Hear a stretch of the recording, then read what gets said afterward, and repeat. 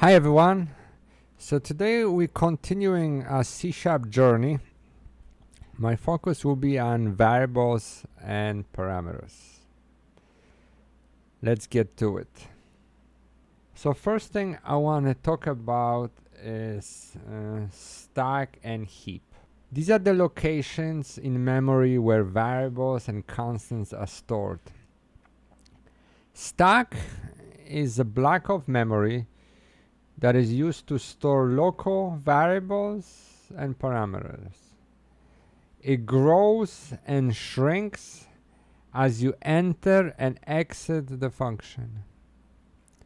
Heap, on the other hand, is a block of memory where objects are stored. Whenever an object is created, it is put on a heap. When object is no longer referenced during deallocation as part of garbage collection, it gets picked up and discarded. Unlike in C++, C# does not give you a way to explicitly delete objects stored in a heap. You just have to wait for garbage collector to kick in. Heap is also used to store static fields and constants. These guys are around for the life of the application. So I'm going to create a new project.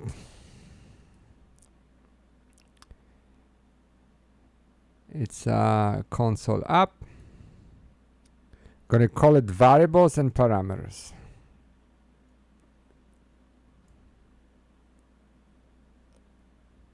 Going to be using .NET 5.0. First, we're going to focus on definite assignments. So let's erase this hello world and let's declare an integer x. And I want to just output that integer into the screen. So I do console write line x. Notice the problem that we're facing here. Use of unassigned local variable x. So they're expecting me to assign some value to x in order to display it.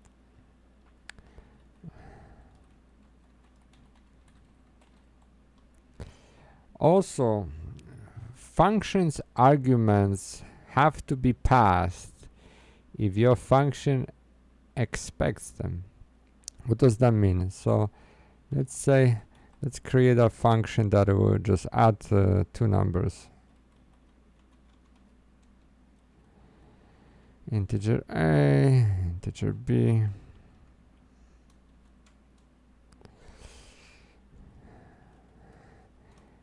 Console write line. So it would just add two numbers and output them to the screen.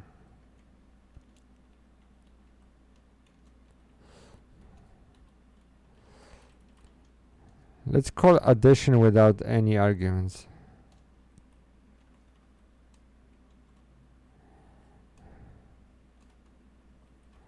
Notice what happens.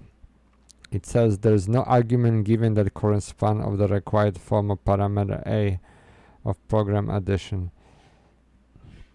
So you are expected to pass two values.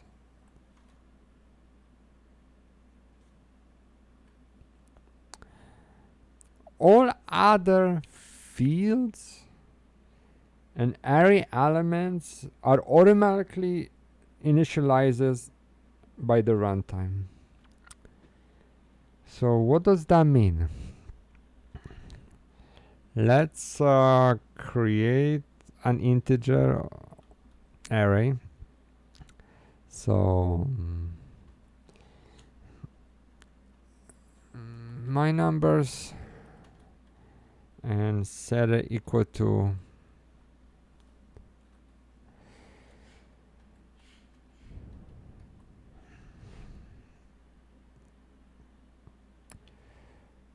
four numbers. Right? So just to show you, so if I have a for loop,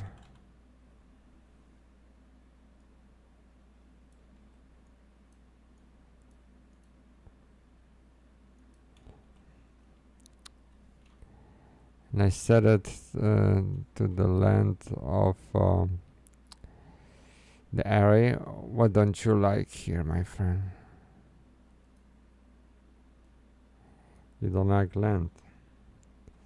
So, because you have this length. Okay. So let's display console write line. Let's display my numbers with the index of I. So let's introduce this correctly so we will not get everything. Console write line, my array.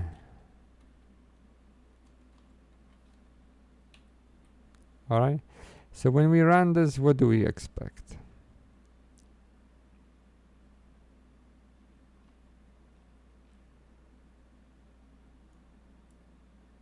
So we got my array with 4 zeros. So as you can see, the default value for an array, it's a 0 for integers. Fields of our class are also set to a default value. So let's just create a public class. Person.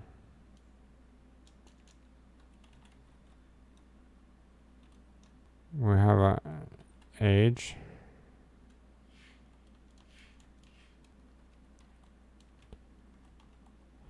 Get set. Right, so we're gonna declare a person.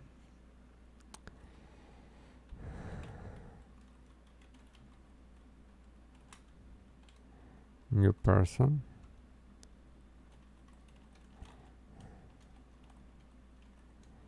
And write out the age.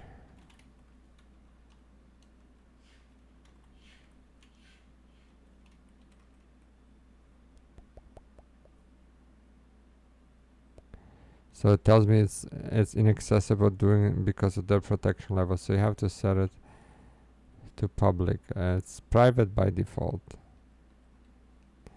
So now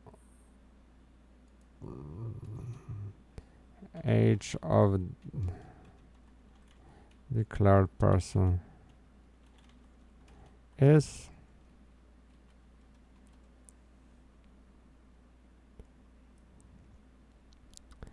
is 0.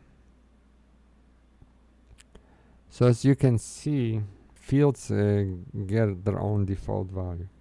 All type instances have default values. Let's take a look.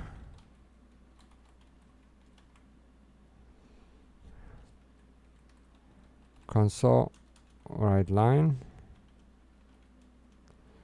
We're going to get a default of person.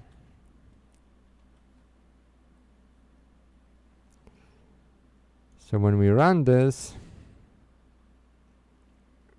it doesn't really show us anything. But if I set this equal to null, you notice something interesting. It has it return as true.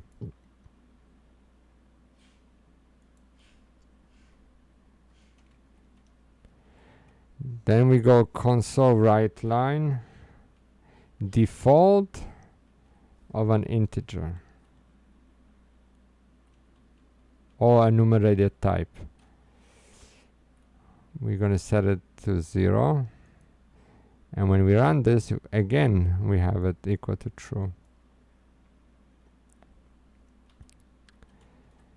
Going down the line, char type.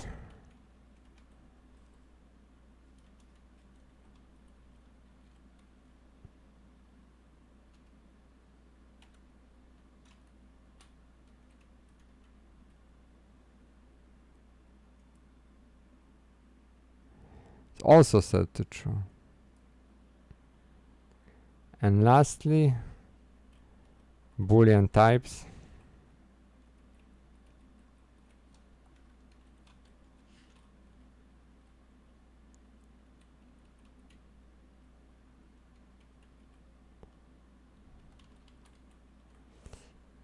We set it equal to false, and it's also true.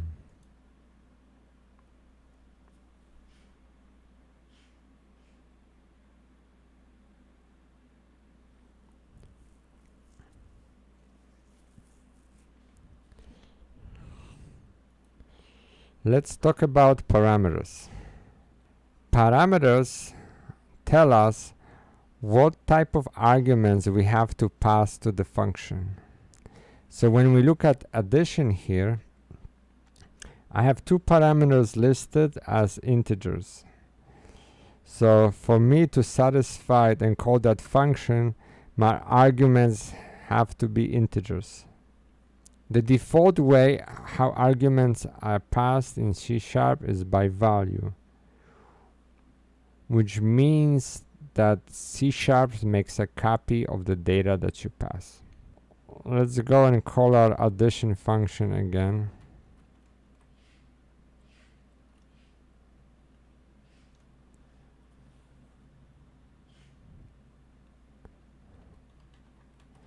Arguments by value.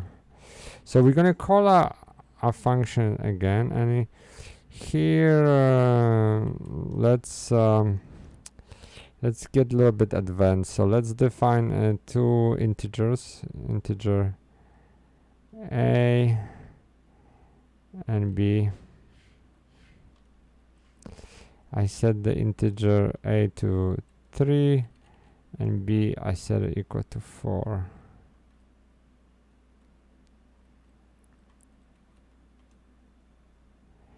And over here, let's change the value of a.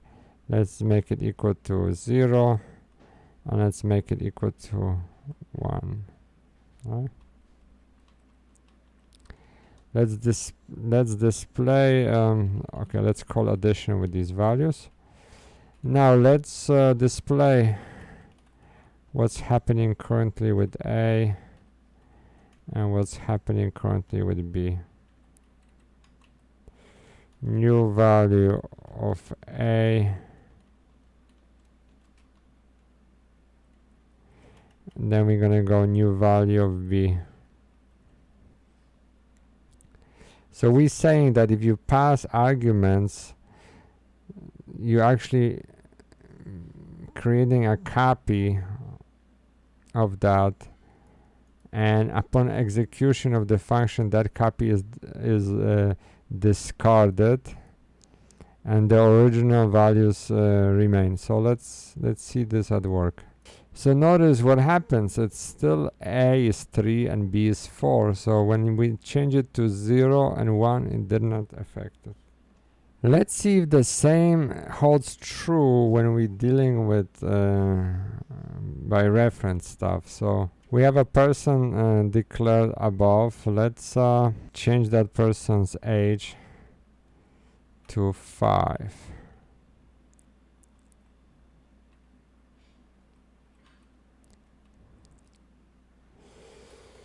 We're going to create another method called display age.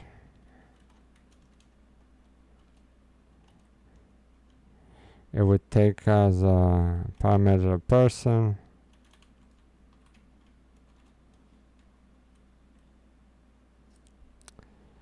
We'll take that person, modify the age, change it to 6.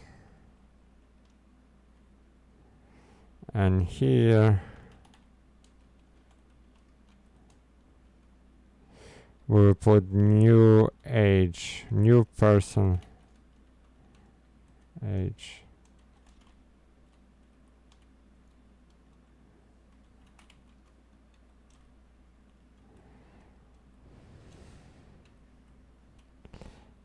So we're saying, let's call display age here. Before we do this, so we're passing in the person that we created, that function would change the age to 6, then we display it. Let's let it rip and let's see what happened. So interestingly enough, the age changed to the one we set it. But that behavior by reference is different than the one by value. But what happens if we say set the person here equals to null? Does this set it to null the original situation? You see, it does not. So what's happening here? The reference is copied, but not the object. So when you work on using the reference and you make changes, the changes will kick in at the original. However, if you kill off the reference, you won't destroy the original. Let's go to another example, and this time we're gonna be using the ref modifier. So let's take the same addition that we have, function addition by reference,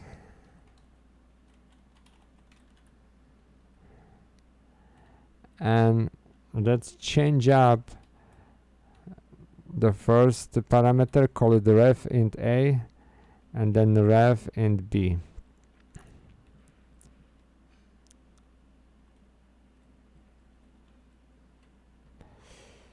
We're going to call addition by reference again.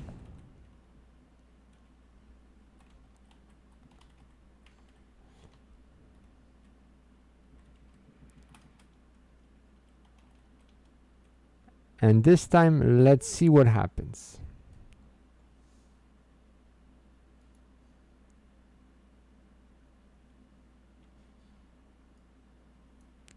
Oh, wow, take a look.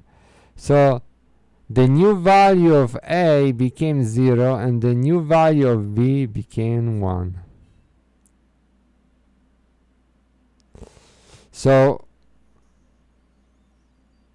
by reference implies that you are working directly on the value, not on the copy. Let's see how this will work with our display age.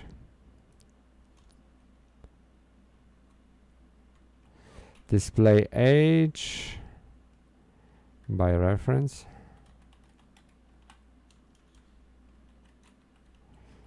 We will say ref here.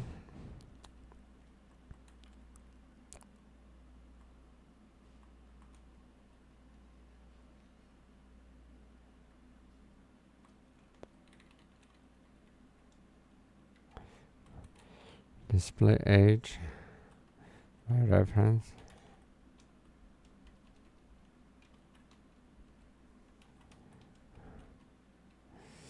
Let's see what happened here. That'll be very interesting. Oh, you see?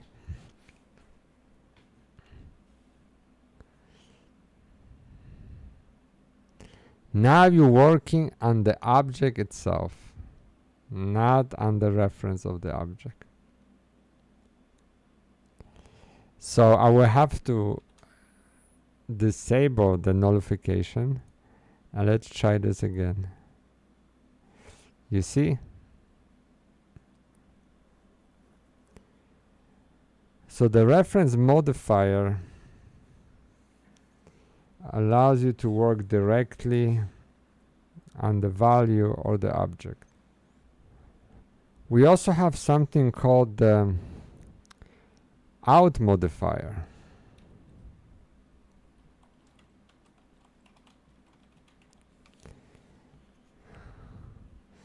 What is the difference here? So let's play around with our addition again. So let's create another set of numbers. Let's go C and D. And let's not assign any values to them. Now let's do addition by reference.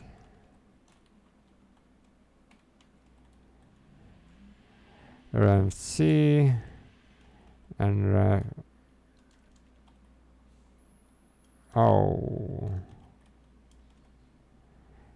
D. What's happening here? You see, I cannot, because it tells me that I have to assign a default value.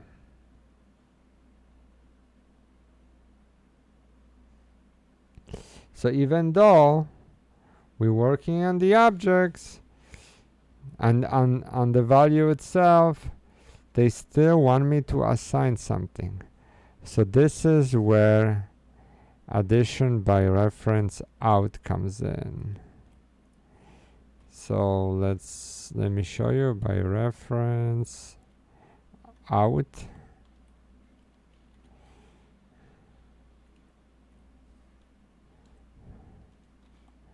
Out in A, out in B. So we go reference out, and we go out C and out D. So what's the difference? Out modifier does not force you to declare a default value, to assign a default value. However, it counts that before you return or you work on the values, you assign some values. So now this works. If I remove the value assignment here, it will fail. It will tell you that must be assigned a value. So they want you to assign the value in the function that you're calling. There is another modifier I want to talk about, is the params modifier. So the params modifier is a unique parameter that needs to be specified last, and it allows you to accept any number of parameters of particular type. So let's see how this works. So let's go and create another addition function. Let's call it addition 2.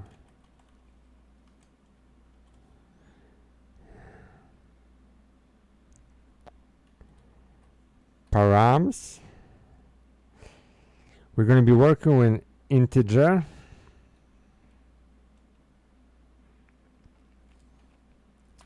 And its numbers. So look how cool this thing is. So by using params, you can basically add infinite number of numbers.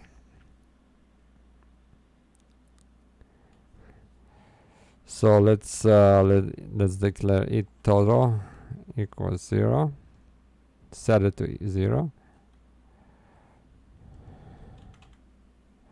For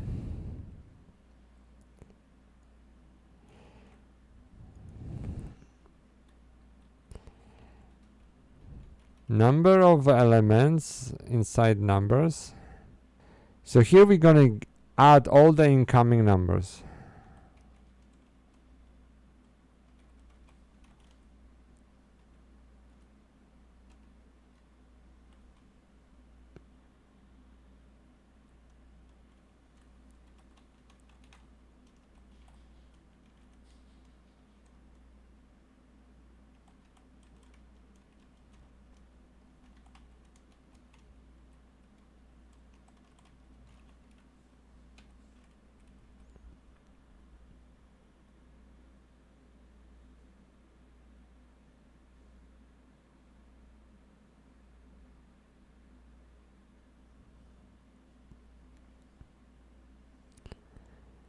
So let's call this guy addition 2. So we expect 3, 6, 10, 15. We expect 21 to be the answer. Yep, we got a 21. You can also do it in the following way.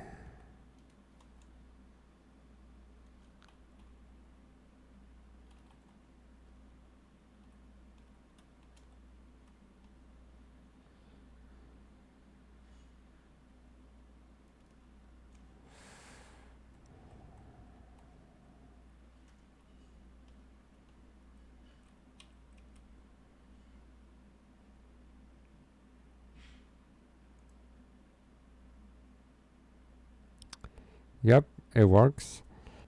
Let's represent this in another way, see if this works. Int my numbers 2 equal new int 6.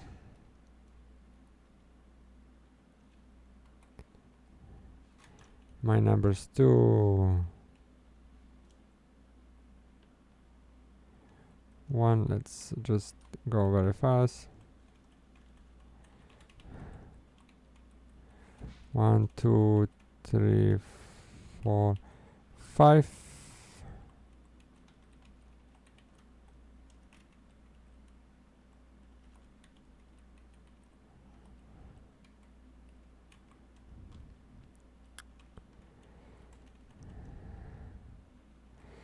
So let's call addition 2 with my numbers 2. So we expect another 21. Yep, there it is. C# also gives us something interesting, the var keyword, which basically the type is deduced from the data. So this is called implicitly typed local variables.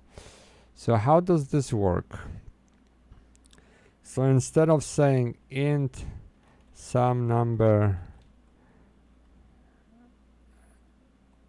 and making it set to 5, I can just say var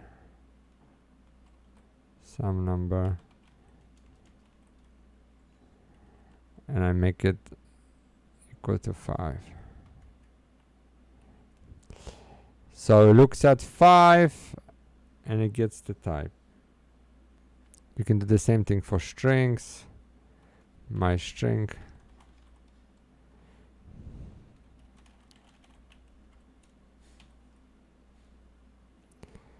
So let's put this to the test. So console right line some number get type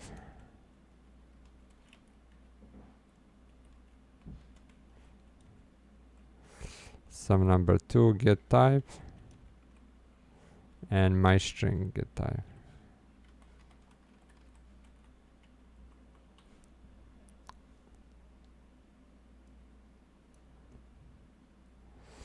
So you see the first one gets flagged as int32, int33, and then a string. What happens if, let's say, we change this to 0.0? You see, it already flags it as a double. Some programmers really don't like var, especially if you abuse it.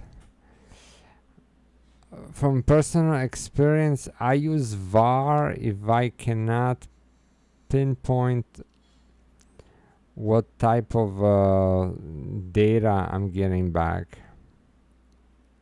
If there's some complex collection object heavily nested, it's much easier just to use var. And also it's good if you are working with dynamic content, meaning you don't know what you're dealing with, what's coming in. Let me see, would a function allow you to have a var type? Static void, say something.